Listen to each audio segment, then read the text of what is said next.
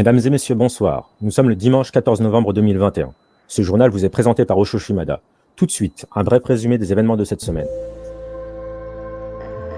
Voici le sommaire de ce JT. Le week-end dernier, le gouvernement a décidé de nommer un nouveau commissaire en la personne de M. Harkel. Nos journalistes l'ont rencontré pour lui poser quelques questions concernant sa nomination. Nous avons aussi donné la parole au gouvernement au sujet de la transparence des finances publiques. Nous terminerons ce JT avec un micro-trottoir. Nous sommes allés à la rencontre des citoyens pour leur poser quelques questions concernant les excès de vitesse et les amendes qui en découlent.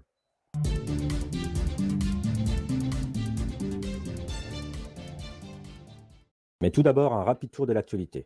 Ce début de semaine a été marqué par une violente tempête qui a immobilisé l'île pendant plusieurs heures lundi soir, empêchant les entreprises et les services publics d'assurer le service minimum, jusqu'à ce que le temps se calme et que le soleil refasse son apparition mardi tôt dans la matinée. Ce jeudi soir, un braquage de banque a eu lieu dans la Flica sur la Warwick Avenue en 71-93 et s'est terminé par l'envol et la fuite d'un avion de ligne depuis les canaux avec les braqueurs à bord. Retrouvez le communiqué de presse du LSPD sur l'intra-discord de la ville. Nous avons appris ce week-end que le commissaire Holden avait été démis de ses fonctions.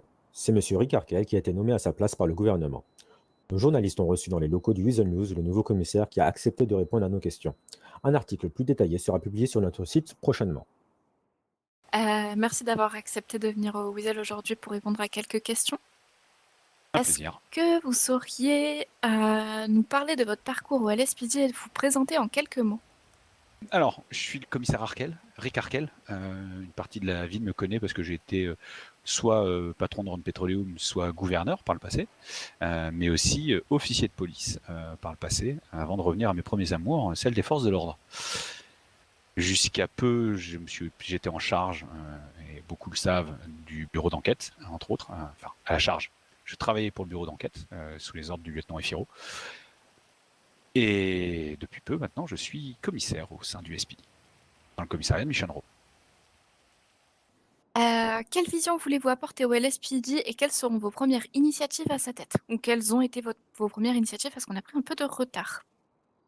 Alors, déjà, la première chose qui a été faite, c'était de nommer un chargé de communication pour pouvoir relayer avec vous les informations, répondre à vos questions, ou même avoir un contact avec l'ensemble de la population vis-à-vis du LSPD, qui est un dialogue dans les deux sens qui se réinstaure. La deuxième chose, ça a été de mettre, et ça a été fait hier soir, un état-major en place afin de m'épauler avec le capitaine Billups au sein des décisions du SPD et que les directions qui seront prises d'ici la fin de la semaine pour les répartir au sein des différents chargés d'unité. On va pouvoir ensuite travailler sur le fond en plus de la forme, qui va être du coup de donner des missions à chacun des officiers ou des chargés d'unité, de manière à remettre en avant le SPD, continuer bien sûr la sécurisation, protéger, servir reste la devise du SPD, et il faut que ce soit ainsi, que vous soyez simple citoyen, membre du gouvernement, des services publics, ou même, ça peut choquer des fois, des personnes ayant des casiers judiciaires plus ou moins fournis. Ok, dernière petite question. Est-ce que vous avez simplement quelque chose à ajouter? Je sais que les temps ont été durs au sein du SPD et envers la population. Je sais que le regard du SPD, la vision que l'on a du SPD de l'extérieur peut ne pas être le plus beau, le plus doré, le plus brillant. Nous avons des hauts, des bas, comme toute institution. Nous avons des phases et c'est à nous de prouver que nous en sommes dignes. J'appelle néanmoins la population à nous redonner cette confiance, à être bienveillant envers les forces de police, aussi surprenant que ça puisse être, que nous en avons besoin, comme nous essayons d'être bienveillants auprès de la population.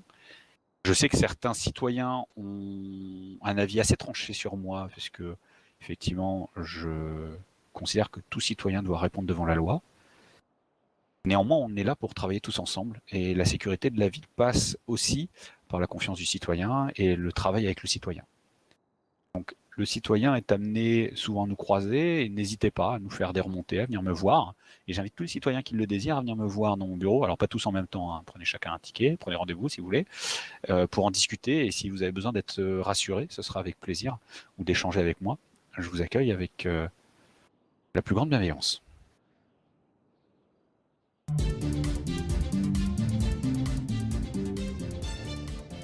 À l'issue de ce mois de mandat, le gouvernement a publié les comptes du LSS. Dans le cadre de la transparence des finances publiques, nous avons donné brièvement la parole au gouvernement pour qu'il s'exprime sur ce sujet. En effet, Une balance positive de plus de 1 700 000 $ est enregistrée dans les comptes du gouvernement, et ce, malgré la crise que nous avons connue.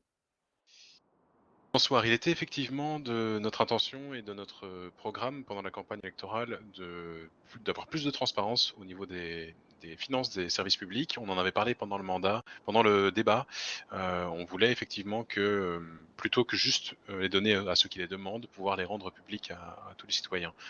Il faut savoir que c'est une obligation de cette transparence, c'est une obligation qu'on a vis-à-vis des citoyens parce que c'est la manière dont on investit et dont on utilise l'argent des impôts, l'argent des différentes taxes. Et donc c'est un devoir qu'on a de donner cette transparence et de donner tous ces détails au niveau de la comptabilité. Alors comme vous le voyez, on est plutôt satisfait du résultat parce que notre objectif c'était pas d'augmenter le fonds de roulement, ce que le précédent gouvernement avait fait avec beaucoup de succès en mettant plusieurs millions de dollars de côté, mais notre objectif c'était de réussir à investir correctement l'argent qui était à notre disposition pour faire tourner au mieux les services publics. Malgré cela, deux choses à noter. La première, c'est que malgré les événements de la fin du mois d'octobre, on a plus d'1,7 million effectivement de surplus dans les caisses. Et au-delà de ça, il y a un autre élément à prendre en compte, c'est que les fonds de roulement des EMS, du LSPD et du BCSO ont été significativement augmentés au cours de notre mandat. Donc la somme totale, vous le verrez à la fin du mandat, je crois qu'elle sera quand même plutôt positive et elle permettra de mettre en place certains projets qu'on voulait mettre en place, mais peut-être éventuellement aussi des projets que les gouvernements futurs voudront mettre en place.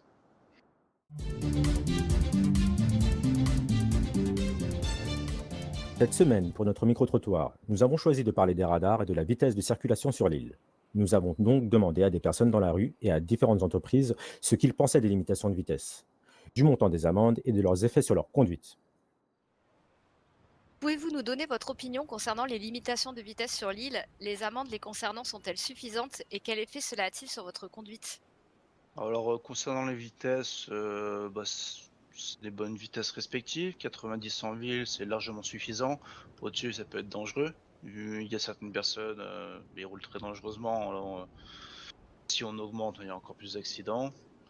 Après, niveau des radars, certes, les amendes sont élevées, mais ça fait un peu réfléchir.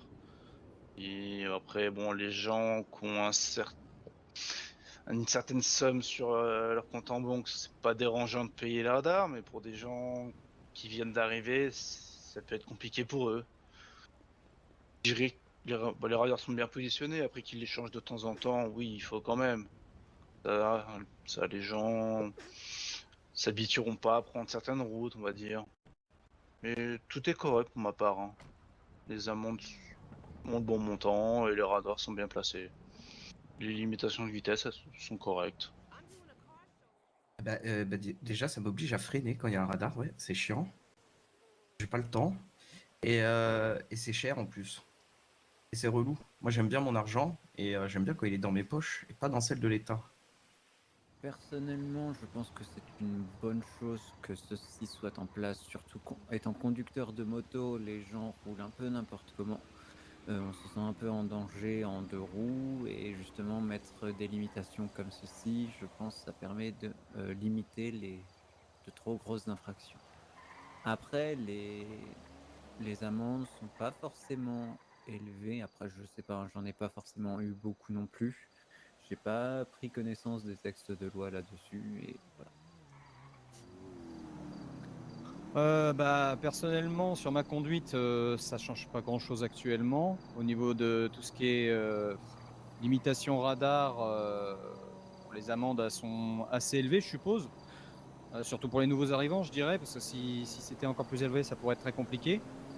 Après, pour moi, bon, je pense que c'est à la tête de la personne et à son portefeuille hein, aussi, hein, que ça change la façon de conduire.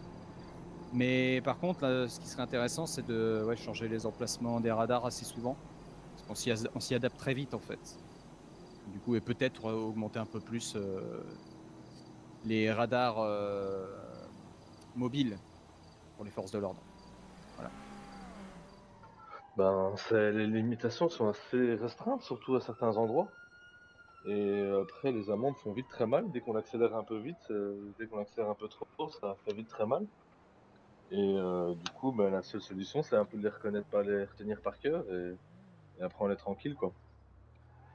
Mais bon, c'est pas le plus optimal.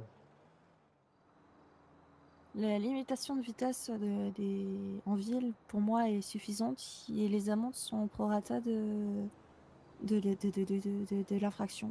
Donc je vois pas en quoi est-ce qu'on devrait changer quoi que ce soit.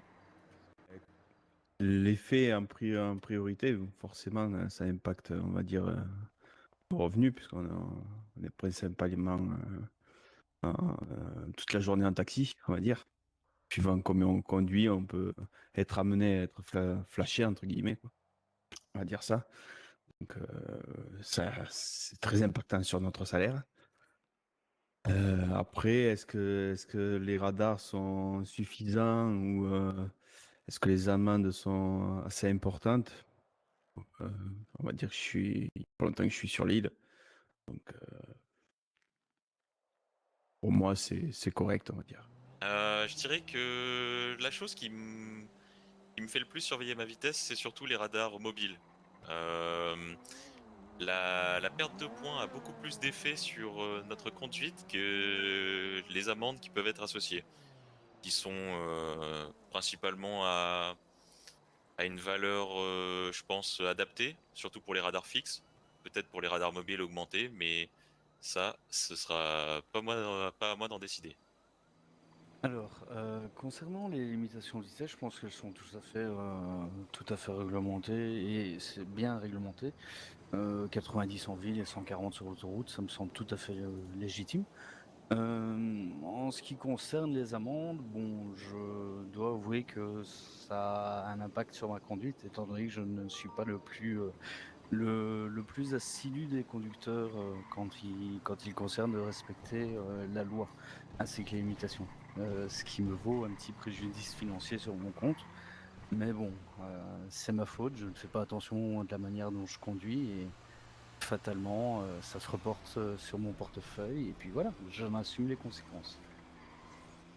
Et concernant les radars mobiles, ça m'est arrivé à plusieurs reprises de me faire avoir. Et bien, dans ces cas-là, je ne chipote pas, je reconnais mes erreurs et je perds les points au fur et à mesure. Ce qui m'a valu aujourd'hui de perdre mon 3e permis, pas plus tard que début de semaine. Donc voilà. Et j'en assume totalement les conséquences. C'est la fin de ce journal. Merci à toutes et à tous de nous avoir suivis. Ce journal a été préparé par la rédaction du Weasel News ainsi que son équipe technique. Pour plus d'actualités, retrouvez-nous sur le site internet du Weasel News et sur les applications de votre téléphone. Nous vous souhaitons une bonne fin de semaine et nous vous donnons rendez-vous dimanche prochain pour un nouveau JT.